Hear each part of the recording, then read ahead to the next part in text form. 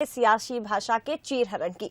बता दें आपको कि विधायक रामेश्वर शर्मा के भी अब विवादित बोल सामने आए हैं। मल्लिकार्जुन खड़गे के बयान पर दरअसल उन्होंने पलटवार किया था और अब मल्लिकार्जुन खड़गे को 10 जनपद का कुत्ता बता दिया है। सोनिया गांधी के दरबारी कुत्ते बने घूमते हैं खड़गे। राष्ट्रीय अध्यक्ष हैं कांग्रेस के खड़गे।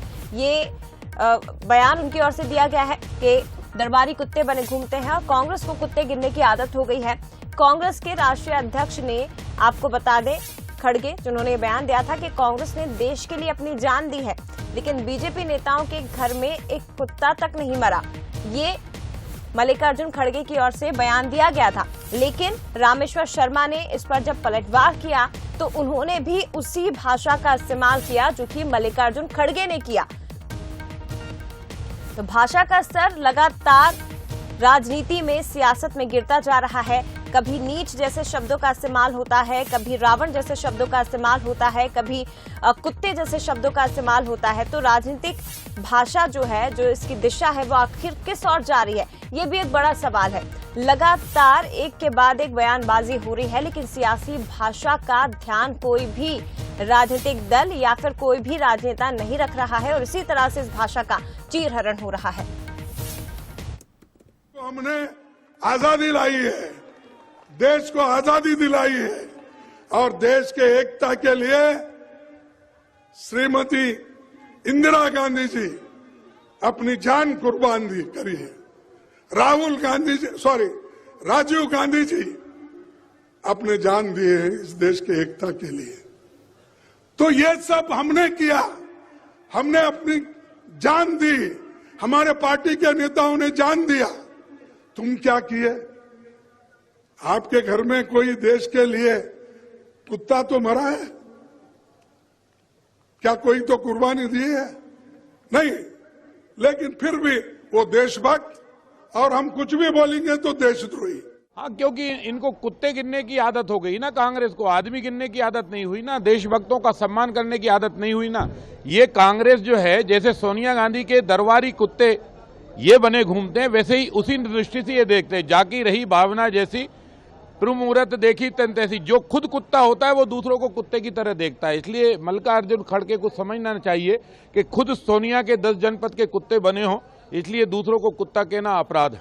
ठीक है। तो देखिए, सियासी भाषा का किस तरह से चीरहरण हो रहा है, ये 2 बयान तो आपने सुन लिए, लेकिन इस पर हम चर्चा भी करेंगे। न्यूज हेड शरद द्विवेदी जी इस वक्त हमारे साथ फोन लाइन पर जुड़े हुए हैं। हितेश वाजपेयी बीजेपी से हमारे साथ जुड़े हैं, इसके साथ ही भानु प्रताप शर्मा जी पूर्व सांसद हैं, कांग्रेस से हमारे साथ जुड़े हुए हैं।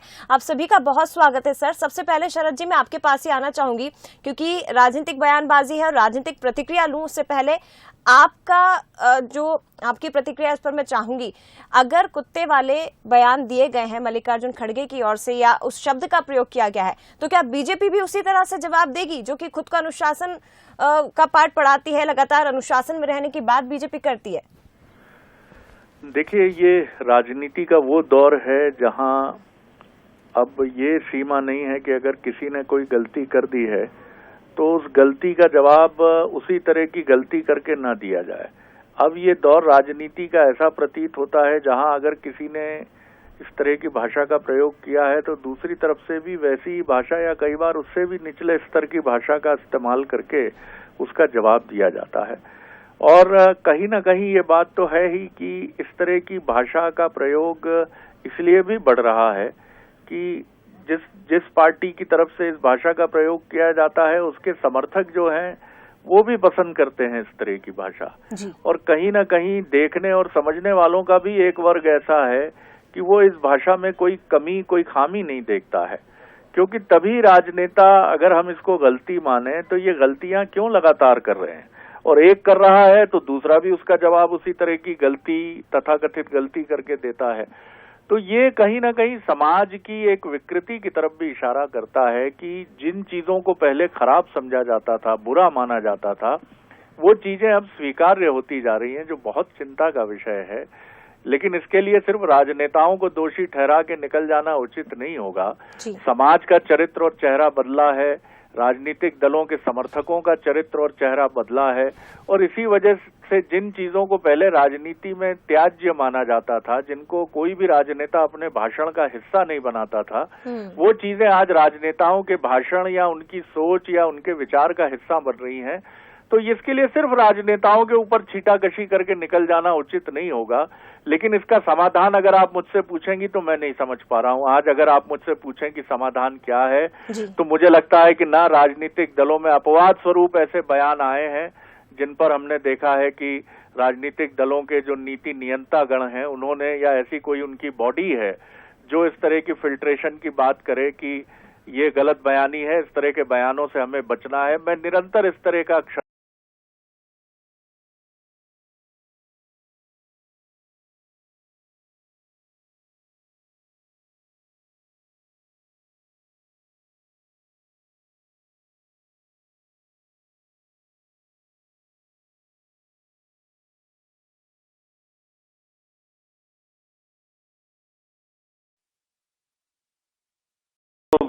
शरद जी, हम सबके एक कह सकते हैं कि जो मुट्ठी भर लोग हैं साहब, उनके नेतृत्व करते हैं मर्यादा के जगत में, तो उनकी जो अपेक्षा है उसके अनुरूप मैं रामेश्वर जी के जो कठोर वक्तव्य हैं उससे यदि भावनाएं किसी की आहत होती हैं, सीधे चोट लगती है, तो मैं अपनी पार्टी की ओर से क्षमा प्रार्थी हूँ। और हम ऐसी किसी भी भाषा का एंडोर्समेंट नहीं करते हैं शरद जी। मैं अप्रिशिएट करता हूँ हितेश जी, मैं इसका बहुत सराहना करता हूँ। आपने बहुत साहस से ये बात कही है। क्योंकि वो शब्द हैं तो मैं उनको निखार तो नहीं सकता, पर हाँ मैं क्षमा प्रार्थी हूँ। और निजी रूप से मैं तो खैर जब तक पार्टी की ओर से आपके सामने प्रस्तुत हूँ कभी इसका उपयोग नहीं करूंगा। पर एक बात मन में बस कल के लिए थोड़ी सी खटकी वो जरूर रखना चाहूंगा कि कल जब सदन में माननीय खड़गे जी से पूछा गया कि आपने ऐसा वक्तव्य क्यों दिया, हो हल्ला भी हुआ इस बार, वो स्वाभाविक था, होना था जी। तो खड़गे जी ने कहा मैं उन शब्दों को यहाँ नहीं दोहराऊंगा। यानी कि खड़गे जी के भी मन में ये था कि वो शब्द जो है असंसदीय हैं, ये तो समझ में आया, उनके चेहरे से भी समझ में आया। पर यदि वो एक लाइन ये भी जोड़ देते साथ साथ, भाई एक बहुत बड़ी पार्टी के अध्यक्ष हैं शरद जी कि भाई मेरा वो भाव नहीं था और मैं बाहर दिए गए उस वक्तव्य के ऊपर सदन में माफी मांगता हूँ, उससे किसी को यदि चोट पहुंची हो तो मैं वाकई में क्षमा प्रार्थी हूँ। और बड़े हो जाते साहब, निश्चित रूप से मैं सहमत हूँ। और ये तो कहा जा सकता भाई सदन के बाहर के उन शब्दों को जिसको वो खुद मान रहे हैं कि इस लायक नहीं है, मतलब मुझे ये अच्छा पार्ट लगा, फिर कह दूं मैं, उन्होंने स्वयं स्वीकार किया कि वो मैं यहाँ पर बोलूँ ठीक नहीं है, पर साथ साथ जोड़ देते तो शायद मुझे और कह सकते हैं ना कि सहूलियत होती कि आज मैं शरद जी जैसे मुट्ठी भर लोगों के साथ नहीं होता, सीना तान कर कहता कि मैं भानु जी जैसे बहुसंख्यक मर्यादा पसंद लोगों के साथ हूँ। पर हाँ ये बात सच है साहब, हमारे इस जगत में आज के ये सब क्या कहलाता है शरद जी पता है आपको? कभी कभी एक दो लोग बच्चे गाली दे रहे थे तो मैंने पूछा जी, तो समझाया उनको जी, तो वो बोलते हैं कि ये सब तो बड़ा कूल है। बताइए। तो मेरे लिए भी आश्चर्य का विषय था, मतलब तो अब इसका क्या किया जाए। तो वाकई में मैं भी निशब्द हूँ इन सब चीजों के देखते हुए, पर चूंकि आपने एक प्रतिनिधि के तौर पे बताया है तो मेरी प्रतिक्रिया आपको समर्पित है। मैं फिर अप्रिशिएट करता हूँ आपकी भावनाओं को। आपने बहुत संतुलित और एक विचारक की तरह अपनी पार्टी से ये बात रखी है, और हम इससे भी सहमत हैं कि खड़गे जी अगर, क्योंकि क्षमा ही इसका सबसे बड़ा समाधान है। मैं सोच नहीं पा रहा था, लेकिन आपने जिस तरह से हम सबको निरुत्तर करते हुए डॉक्टर साहब आपने एक अनकंडीशनल अपॉलॉजी की बात व्यक्तिगत रूप से की है, जिसके लिए आज मैं साहस नहीं देखता हूं राजनेताओं में, किसी भी पार्टी के हों। तो ये समाधान क्षमा ही है जया, जिसकी हम बात कर रहे थे, और वो भी अनकंडीशनल है, क्योंकि हम किसी को आहत करते हैं तो उसमें शर्त से माफी नहीं मांगी जाती है। अगर किसी की भावनाओं को हमने आहत किया है तो हम यही कह सकते हैं मैं हृदय से क्षमा प्रार्थी हूँ, मेरी बुद्धि में पता नहीं क्या विकार आया कि मैं ये कह गया। ये भी ना कहे तो इतना कहते मैं बहुत क्षमा प्रार्थी हूँ, मेरा आशय वो नहीं था, कुछ बहक गया था मैं इसलिए कह बैठा। प्रताप भानु जी हमारे साथ हैं, बहुत ही विद्वान राजनेता हैं, और वो भी डॉक्टर वाजपेयी की इस भावना को जरूर अप्रिशिएट करेंगे। जी सबसे ज्यादा विद्वान तो आप हैं शरद जी। नहीं सर, नहीं, हम जी आप लोगों की संगत है सर। जी नहीं जी जी, आप मार्गदर्शन देते हैं हमें। अरे नहीं सर। और हितेश वाजपेयी जी ने जो कहा मैं उनकी तारीफ करूंगा। वास्तव में आपने भी सही प्रशंसा की है, उन्होंने दिलेरी से इस बात को कहा कि ये बात उन्हें नहीं कहना चाहिए था रामेश्वर जी को, और मैं भी, उन्होंने उस बात के लिए क्षमा भी मांगी। और मैं स्वयं भी कहता हूँ राजनीति में इस तरह से शब्दों का घटिया तरह से उपयोग नहीं करना चाहिए, अर्थ का अनर्थ नहीं लगाना चाहिए। और खड़गे जी कल यदि सदन में कह देते कि वो मेरे से निकल गई बात गलती से, मेरे कहने का तात्पर्य ये नहीं था, स्पष्टीकरण दे देते तो मेरे ख्याल में बात खत्म हो जाती, मैं ऐसा मानता हूँ। जी। और उनका कहने का मतलब उन्हें किसी को कुत्ता कह के गाली नहीं दी है, उन्होंने तो ये प्रश्न चिन्ह खड़ा किया था कि वो तरीका ठीक नहीं था, परंतु उन्होंने प्रश्न चिन्ह खड़ा किया था कि आजादी की लड़ाई में एक कुत्ते का भी योगदान नहीं रहा इनके, परंतु नहीं करना चाहिए था। मैं शर्मा जी एक बात पूछूं सर आपसे? जरूर सर, आप बहुत सीनियर लीडर हैं, आप बताइए, हम श्वान को यदि एक जीव मान लें तो क्या कहीं पर भी आपने देखा कि श्वान की क्या प्रतिक्रिया है कि मुझे कोई काउंट ही नहीं करता है? हो सकता है उस दौर में उसने भी अपना कर्तव्य किसी ने निभाया होगा, तो मैं नहीं समझता कि उनकी किसी श्वान से बात हुई हो जिसके आधार पर उन्होंने कहा हो। तो साहब आप बहुत विद्वान हैं सर, तो वहाँ पर भी मुझे नहीं लगता ये वाकई खड़ा हो पाएगा। बातचीत की भाषा में इसका उपयोग हो जाता है, उसका कोई ज्यादा अर्थ या अनर्थ नहीं होता, ये तो आप भी जानते हैं। जब हम कोई घर में या तरीके से कोई बातचीत करते हैं, परंतु जब हम सार्वजनिक मंच पर या किसी जिम्मेदारी वाले पद से बात करें तो हमें शब्दों का चयन सोच समझ के करना चाहिए। आप भी हमेशा कहते हैं, और पिछली बहस में हमने, हितेश जी ने, आपने, सबने कंसेंसस बनाया था इस बात पे, हमें याद है अच्छी तरह से 8-10 दिन पहले। और अब जो स्तर गिरता जा रहा है इसमें मैंने ये भी कहा था कि इसमें पार्टी गाइडलाइंस तय होना चाहिए। तो हो सकता है आने वाले समय में ये सब चीज में ध्यान जाए सभी वरिष्ठ लीडरशिप का, और इस बहस में इस तरह की बातें ना आए। क्या अनावश्यक विवाद जी तो रामेश्वर जी तो और उसका बात का बटंगर बना देते हैं, वो भी कोई मायने नहीं है। हितेश वाजपेयी जी की बात से मैं सहमत हूँ।